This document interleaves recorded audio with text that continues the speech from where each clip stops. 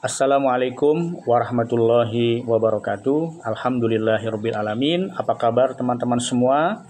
Kami mendoakan semoga semua dalam keadaan sehat walafiat, tetap semangat dan insya Allah lulus tepat pada waktunya. Amin. Kita alhamdulillah memasuki pada sesi terakhir, sesi ke-8 dengan tema kerukunan dan keberagaman. Saudara sekalian, agama Islam adalah sebagai agama yang rahmatan lil alamin, yaitu agama yang mampu memberikan kenyamanan, kebaikan, kedamaian bagi seluruh alam semesta. Yang Allah Subhanahu wa taala firmankan dalam surah Al-Anbiya ayat 107, "Wa ma arsalnaka illa rahmatan lil alamin."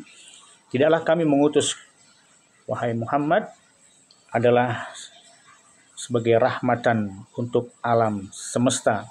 Ini artinya bahwa sebuah keberagaman, sebuah kerukunan adalah keniscayaan dari Allah Subhanahu wa taala yang tentunya dapat digali potensi-potensi tersebut oleh orang-orang yang beriman kepada Allah Subhanahu wa taala.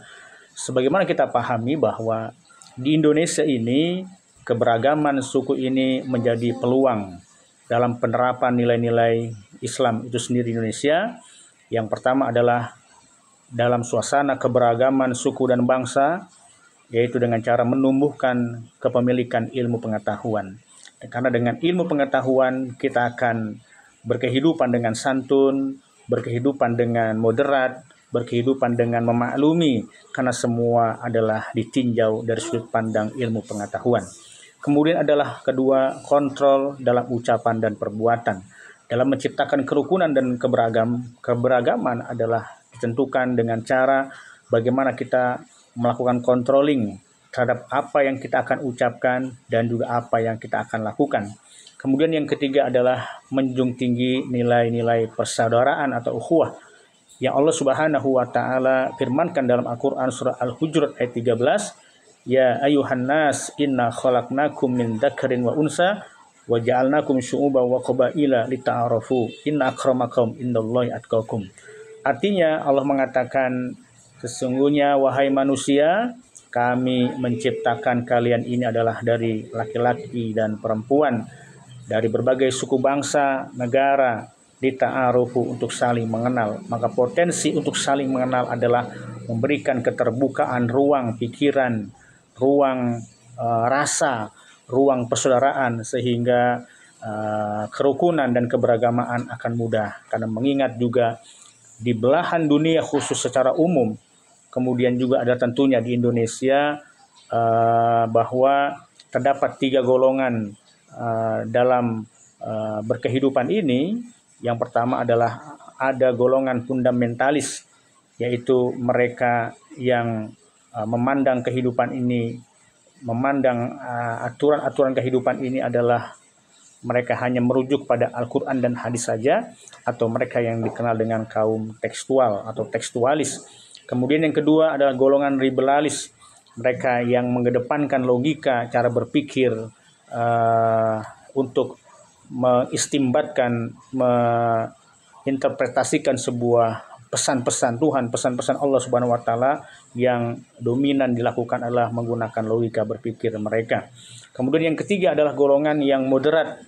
Mereka mengambil dengan Al-Quran dan hadis dalam menentukan kaidah-kaidah hukum, juga adalah dibantu dengan alat-alat kaidah-kaidah syariah yang menjadi referensi untuk menentukan sebuah hukum berkehidupan dalam beragama maupun berbangsa.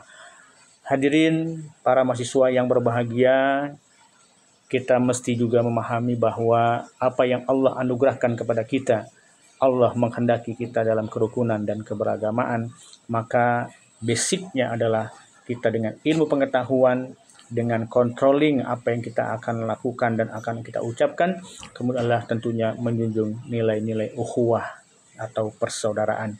Semoga teman-teman semua setelah lulus dari universitas terbuka ini bisa menempatkan posisi diri Anda sebagai orang yang pandai menempatkan posisi yang seharusnya Anda berada, sehingga seorang akademisi yang saat ini nanti akan disandang oleh Anda seorang sarjana, melahirkan akademisi-akademisi yang moderat, yang berpikir secara kritis dan ilmu pengetahuan yang berdasarkan Al-Quran dan hadis yang disandarkan oleh kaidah-kaidah syariah. Mudah-mudahan ada manfaatnya. Wallahu a'lam bishawab. Wassalamualaikum warahmatullahi wabarakatuh.